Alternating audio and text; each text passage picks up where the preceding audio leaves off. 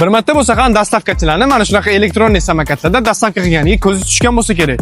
Endi shu elektronniy samokat dastavkani qoplaydimi, qoplamaydimi? Kelishini hozir ko'rib chiqamiz. Misol uchun Yandex elektron samokatini oladigan bo'lsak, daqiqasi 1000 so'm turar ekan.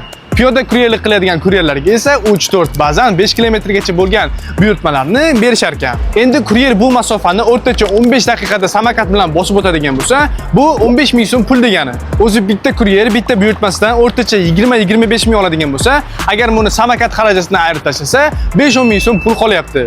Bu albatta xarajatlarni qoplamaydi. Agar samokatni kunlik, haftalik, oylik paketlarni oladigan bo'lsa, qoplashi mumkin. Endi shunga o'xshagan elektronniy skuterlarda dastavka qilib, oyiga 1200 dan 1,5 ming dollargacha daromad qilish imkoni bor desam ishonasizmi?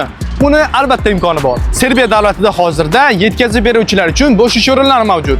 Bu yerda ishlab siz oyiga o'rtacha 1200 dan 1,5 ming dollargacha daromad topishingiz mumkin. Xohlasangiz mashina, velosiped hamda elektronniy skuterlarda dastavka qilishingiz mumkin. Agar kuniga 30 tadan ortiq dastavka qiladigan bo'lsangiz, transport vositasi sizga tekinga tushadi. Yotoq joyingiz ish beruvchi tomonidan ta'minlanadi. Viza chiqish muddati esa 2-3 oyni tashkil qilyapti. Sizdan esa faqatgina rus tilini muloqot darajasida bilish talab qilinadi xolos. Yoshingiz 18-45 yosh oralig'ida bo'lsa, sizni Serbiyadagi ishlar kutib turibdi.